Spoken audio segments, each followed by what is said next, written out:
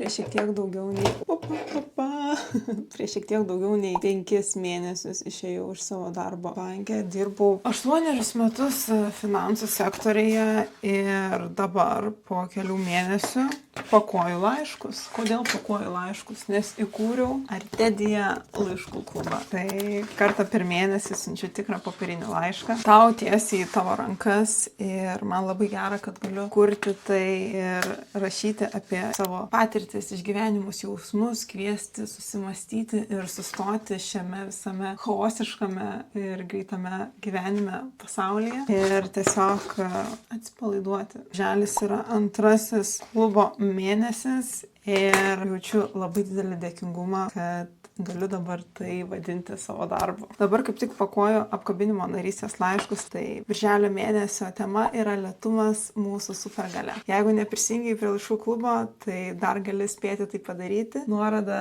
rasi profilyje.